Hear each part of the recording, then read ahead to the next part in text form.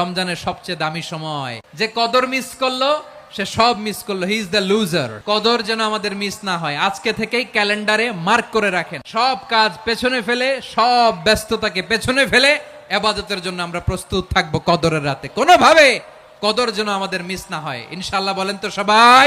21, 23, 25, 27, 29 নাকি খালি 27? টানা ইবাদত। ইদা জাআল আশরু আহিয়াল লাইলা আইকাযা আহলা ওয়া জাদ্দা ওয়া শাদ্দাল মিজার। সারা রাত জেগে ইবাদতের নজির নবীজির নাই, শুধু রমজানের শেষ দশক ছাড়া। সুবহানাল্লাহ বলেন। আমরা আল্লাহর পক্ষ থেকে মাফ নাজাত চাই কি চাই না? আমরা যদি নাজাত পেয়ে যাই আর কিছু চাই? কদর তালাশ করুন, রমজানের সবচেয়ে দামি সময়। বিষ্ণুই বলেন, মান হুরিমা খাইরাহা ফাকাদ হুরিম। যে কদর মিস করলো সে সব মিস করলো, হি ইজ দ্য লুজার। আচ্ছা বলেন, এই বরকতের মাসে আমরা কি লুজার হতে চাই না গেইনার হতে চাই? সবাই বলেনি, বলেন এই রমাদানে আমরা লুজার হব না গেইনার হব? ইন্না আনজালনাহু ফি লাইলাতিল কদরি ওয়া মা আদরাকা মা লাইলাতুল কদর লাইলাতুল কদরি খায়রুম মিন আলফি শাহর। পড়েন আল্লাহু আকবার। লাইলাতুল কদরি খায়রুম মিন আলফি শাহর, হাজার মাসের চেয়েও সেরা। 1000 মাসে হয় 83 বছর 4 মাস। 83 বছর 4 মাস টানা ইবাদত করলে যেই সওয়াব, কদরের রাতে ইবাদত করলে অতটুকু সওয়াব আপনি পাবেন, আল্লাহ সেটা বলে নাই। আল্লাহ বলে তার চাইতে বেশি সওয়াব দিয়ে আপনার আমলনামা ভরে দিবে কে?